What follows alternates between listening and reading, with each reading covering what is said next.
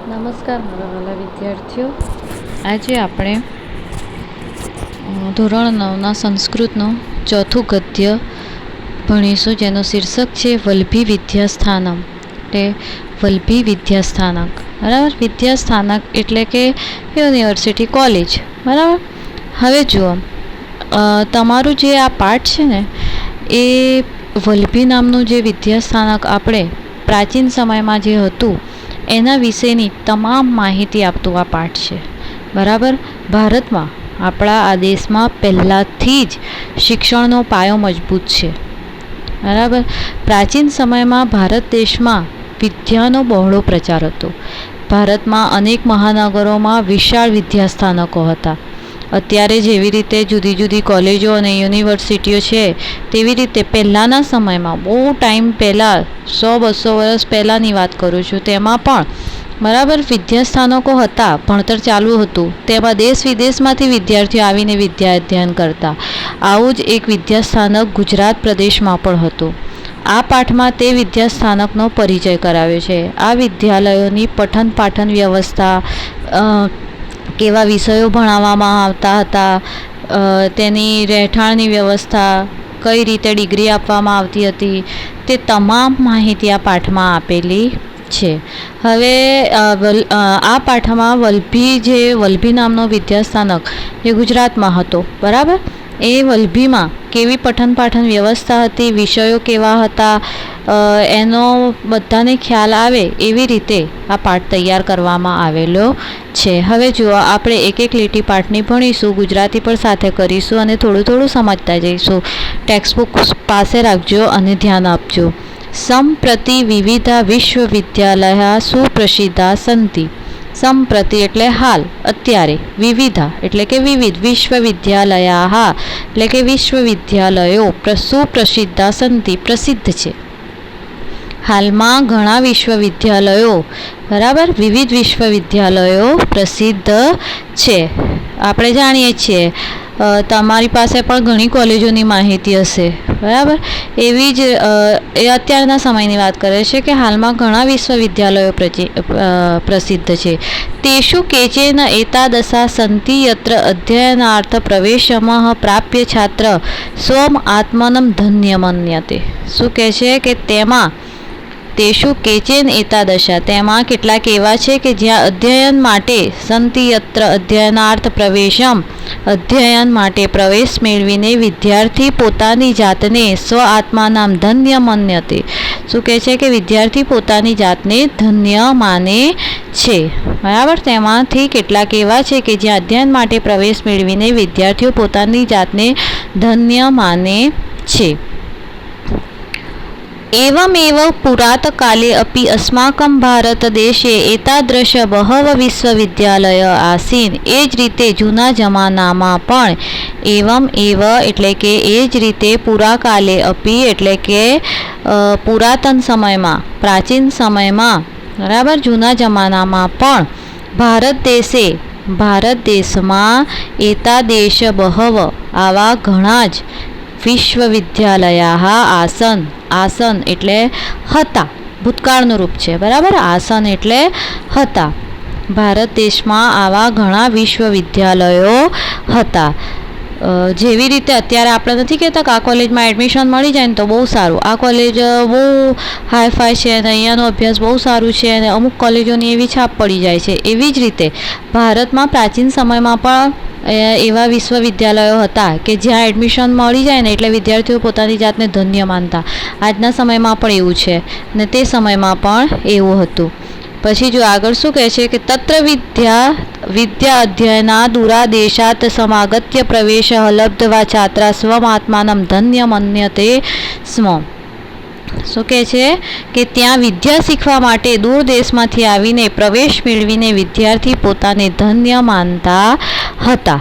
તત્ર એટલે કે ત્યાં વિદ્યા અધ્યયન, બરાબર, વિદ્યા માટે, વિદ્યા શીખવા માટે દૂરાત દેશાત એટલે કે દૂરના દેશમાંથી આવીને પ્રવેશ લબ્ધવા છાત્રા સ્વમાત્માનામ ધન્ય મન્યન્તે સ્મ, પોતાની જાતને ધન્ય માનતા હતા.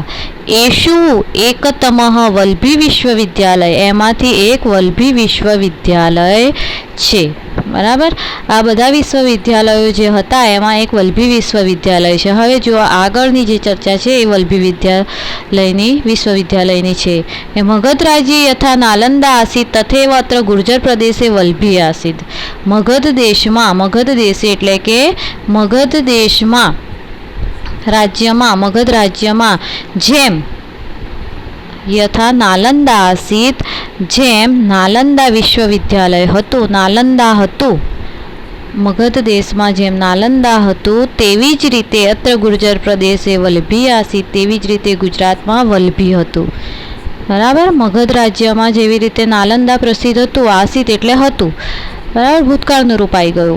જેવી રીતે મગધ રાજ્યમાં નાલંદા હતું તેવી જ રીતે ગુર્જર પ્રદેશમાં, ગુર્જર એટલે ગુજરાત પ્રદેશમાં વલ્ભી વિદ્યાલય હતું। બરાબર, અહીં અत्रापि सुदूरात् देशात् जनाः अध्ययनाय आगच्छन्ति स्म। अत्र अपि अहीं पण दूरना देशमांथी, सुदूरात् देशात् दूरना देशमांथी लोको अध्ययन माटे आवता हता। अद्यत्वे अस्मदीये गुर्जर प्रदेशे वर्तमान भावनगरे जनपदे वल्भी नामक यदेकम उपनगरम वर्तते। हालमां आपणा गुजरातमां अद्यत्वे एटले के हालमां आपणा गुजरातमां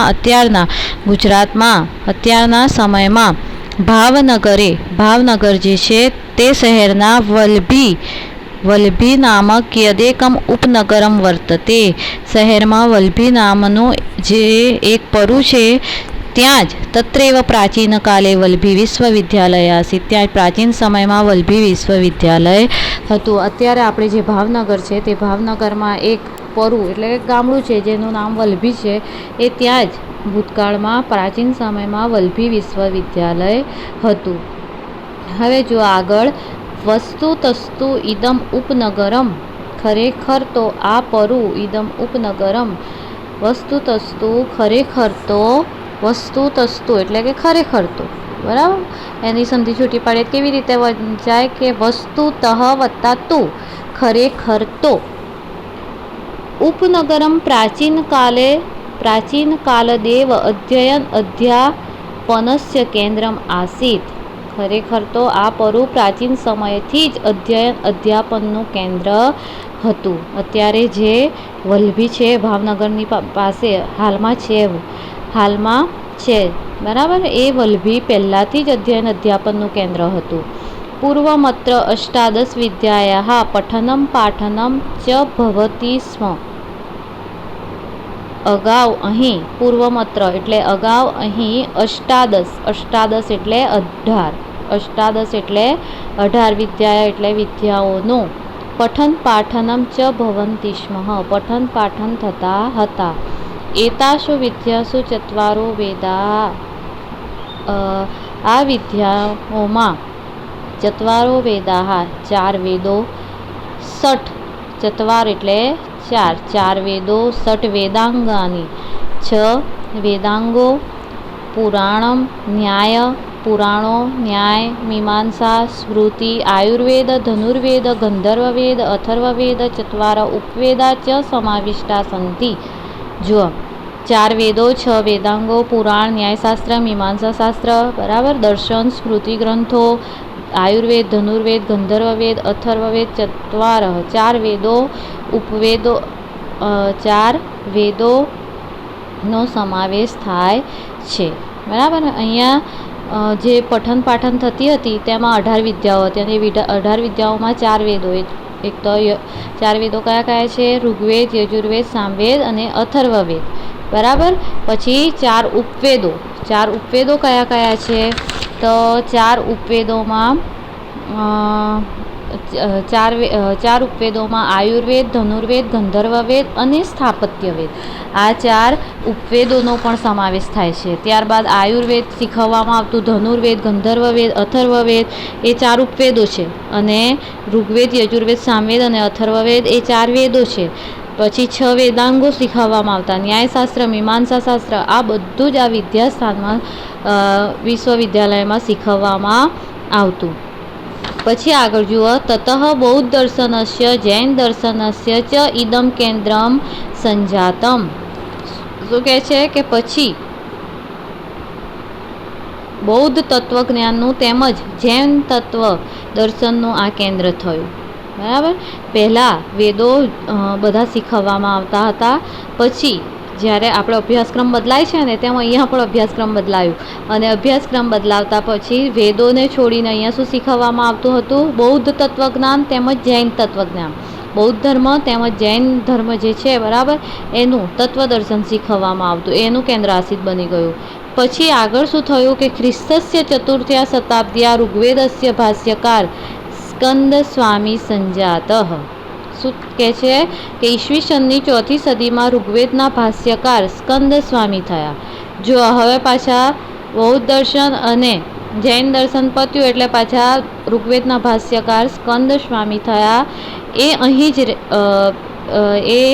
એતત્ સંયુચિત ગુપ્તકાલે અત્ર વેદાધ્યયન સંજાત. પછી જોવા શું છે? સહ અત્રૈવ અવસત, એટલે તે અહીં જ રહેતા હતા. એ અહીં જ રહેતા, અવસત એટલે રહેતા હતા.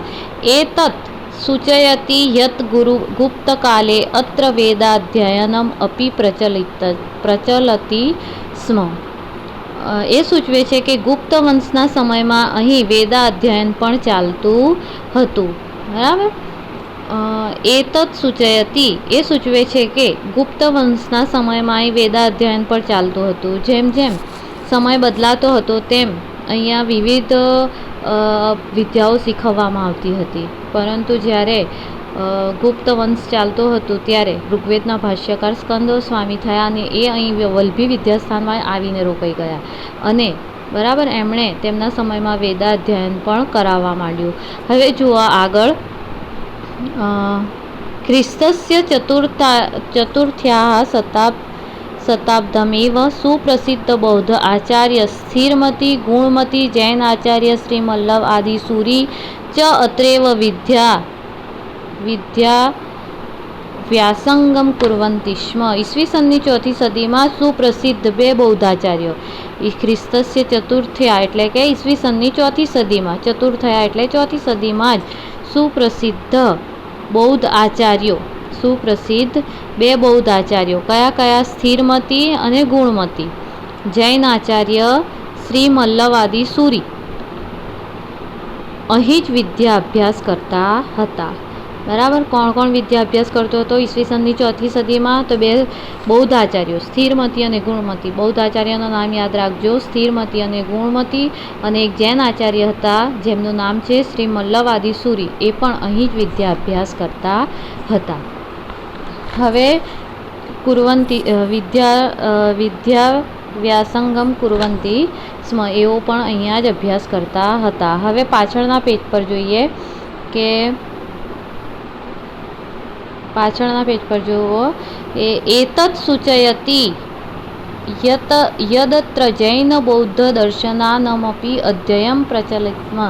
એ સૂચવે છે કે એતત્ સૂચયતિ એવું સૂચવે છે કે અહીં જૈન બૌદ્ધ દર્શનાનમપી જૈન દર્શન અને બૌદ્ધ દર્શનનું અધ્યયન ચાલતું હતું. જો જૈન આચાર્ય શ્રી મલ્લવાદી સૂરી જે અહીંયા હતા ઉપસ્થિત, એના ઉપરથી એવું લાગે છે કે અહીંયા જૈન દર્શન અને બૌદ્ધ દર્શનનું પણ અધ્યયન ચાલતું હતું. અત્ર યથારુચિ યથામતી છાત્રા અપઠન. અહીં અભિરુચિ અને મતિ પ્રમાણે, અત્ર યથારુચિ યથામતિ, અહીં જેવું રસ અને જેવી મતિ, એમની જેવી બુદ્ધિ, એ પ્રમાણે વિદ્યાર્થીઓ અભ્યાસ કરતા હતા. પ્રવેશાર્થમત્ર પ્રવેશ પરીક્ષામપી ભવતી સ્મ. પ્રવેશ માટે અહીં પ્રવેશ પરીક્ષા પણ થતી, એન્ટ્રન્સ ટેસ્ટ. બરાબર. પ્રવેશ પરીક્ષા જે હવે અત્યારે તો બધામાં જ થઈ ગઈ છે, તે વખતે જુઓ આટલા સમય પહેલાં ઈસવીસનની ચોથી સદીની વાત ચાલે છે કે 4થી સદીમાં પણ એન્ટ્રન્સ ટેસ્ટ તો હતું જ ભારતમાં, કે અહીંયા વિદ્યાર્થીઓને અભ્યાસ માટે પહેલાં પ્રવેશ પરીક્ષા આપવી પડતી હતી. પ્રવેશ પરીક્ષા અપી ભવતી સ્મ, પ્રવેશ પરીક્ષા પણ થતી હતી. તામ ઉત્તીર્ય એવ અત્ર છાત્રસ્ય પ્રવેશ શક્યમાસીત. બરાબર. તેમાં ઉત્તીર્ણ થઈને જ અહીં વિદ્યાર્થીઓ પ્રવેશ શક્ય હતો. જો પ્રવેશ પરીક્ષામાં પાસ થાય તો જ આ વલ્લભી જે વિદ્યાલય હતું એમાં એડમિશન મળતું હતું. હવે જુઓ, ખ્રિસ્તસ્ય પંચાભ્ય શતાબ્દ્યામ ઇદમ ઉપનગરમ મૈત્રકાણામ રાજધાનીમાસે. ઈસુ ખ્રિસ્તની 5મી સદીમાં પંચમ્યામ એટલે કે 5મી શતાબ્દી એટલે કે 5મી સદીમાં આ પરુ ઇદમ ઉપનગરમ આ પરુ મૈત્રક રાજાઓનું મૈત્રકાણામ રાજધાની આસી. મૈત્રક રાજાઓનું પાટનગર હતું. જો 5મી સદીમાં પાછા મૈત્રક રાજાઓ આવી ગયા. એટલે હવે મૈત્રક રાજાઓની વ્યવસ્થામાં કેવું હતું એ આપણે જોઈએ તો મૈત્રકાણામ વ્યવસ્થા અનુસારમ અધ્યયનસ્ય સમાપ્ત્યંતરમ વાદ સભાયામ શાસ્ત્રાર્થ ભવતિ સ્મ. મૈત્રકોની વ્યવસ્થા પ્રમાણે અધ્યયનની સમાપ્તિ પછી ચર્ચા સભામાં શાસ્ત્રાર્થ થતો. જો આ મૈત્રક રાજાઓ વધારે હોશિયાર લાગે છે, કારણ કે જ્યારે પણ અભ્યાસ પૂરું થતું ને ત્યારે અધ્યયન સમાપ્ત થાય એટલે ચર્ચા સભા થાય અને ચર્ચા સભામાં શાસ્ત્રાર્થ થાય. બરાબર. હવે શાસ્ત્રાર્થે વિભિન્ન મત મતાંતરામ ખંડન મંડન પૂર્વક વિમર્શ ભવતિ સ્મ. શાસ્ત્રાર્થમાં જુદા જુદા મતાંતરોનું ખંડન મંડન પૂર્વક ચિંતન થતું.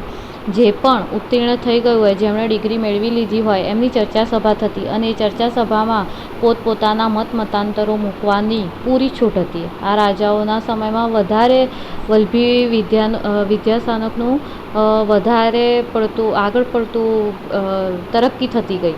અને એણે કેવું ચાલુ કર્યું મૈત્રક રાજાઓએ કે જેવી વિદ્યાભ્યાસ પૂરો થાય, અધ્યયનની સમાપ્તિ થઈ જાય, ડિગ્રી મળી ગઈ એટલે પછી એ લોકો ચર્ચા સભા રાખતા અને એમાં સામસામે પોતપોતાના મતો રજૂ કરવાનો મોકો આપતા. હવે જુઓ આગળ કે અનેકસ્મે વિજયીજનાયા રાજા પરિતોષિક રૂપેણ ભૂમિમ અયચ્છત. અનેક વિજેતાઓના રાજાને ઉપહાર તરીકે ભૂમિ આપતા. જેઓ એમાં ઉત્તીર્ણ થઈ જતા અને જીતી જતા એમાં રાજાઓ એમને ભૂમિ ગિફ્ટ તરીકે, બરાબર, એક ઉપહાર તરીકે ભૂમિ આપતા. હવે કદાચિત નામાની વિદ્યાપીઠસ્ય દ્વારે ઉટ્ટંકિતાની અભવન.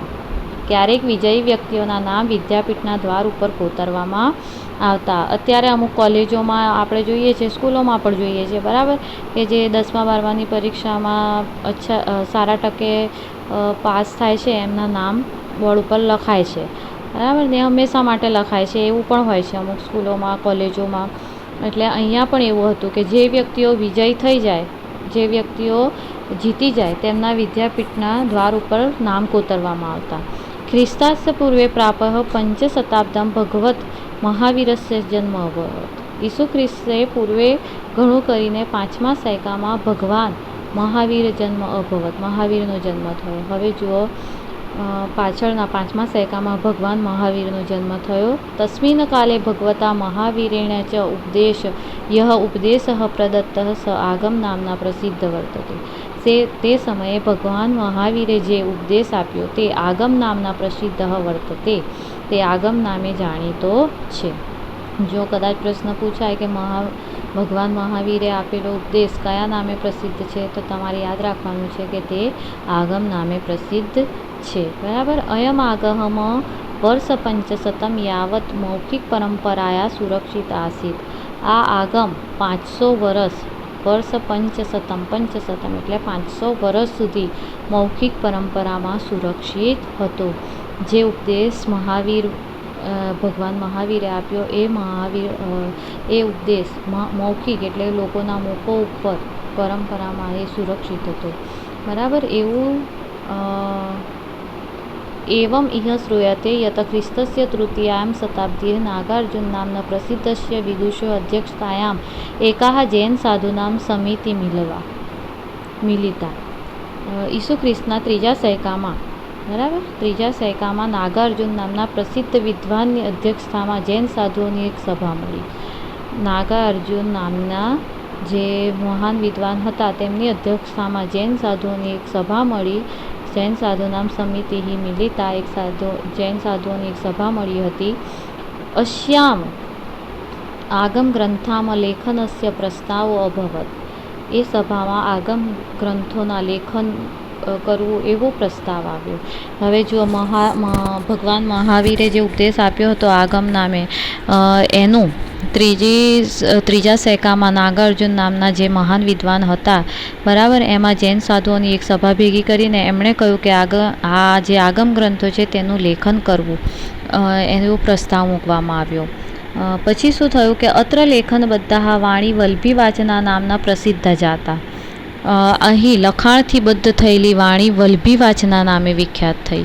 જો ભગવાન મહાવીરે જે ઉપદેશ આપ્યો હતો ને તે તો મૌખિક જ હતો, બરાબર, પરંતુ એ મૌખિક ઉપદેશને નાગા અર્જુને જૈન સાધુઓને ભેગા કર્યા અને એમની સભા ભરી અને એમને કહ્યું કે આ જે મૌખિક ઉપદેશ છે તેને તમે લેખન કરો અને એક બુક બનાવો, બરાબર.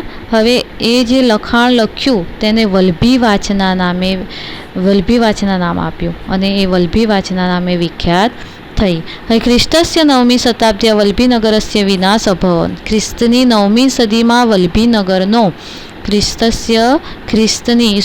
9મી શતાબ્દી 9મી સદીમાં વલ્ભીનગરસ્ય વિનાશ્ય અભવન. વલ્ભીનગરનો વિનાશ થયો હતો. પરંતુ તસ્ય અવશેષા અદ્યાપી તસ્ય સમૃદ્ધિ સૂચયંતી. પરંતુ તેના અવશેષો આજે પણ તેની જાહો જલાલી સૂચવે છે. એવં ભારતસ્ય પ્રાચીનેષુ વિદ્યા કેન્દ્રેષુ વલ્ભી એકતમ આસીત. આ રીતે ભારતના પ્રાચીન વિદ્યા કેન્દ્રોમાં વલ્ભી એક હતું અને ઇતિહાસે ચ અદ્યાપી વર્તતી. ઇતિહાસમાં આજે પણ છે.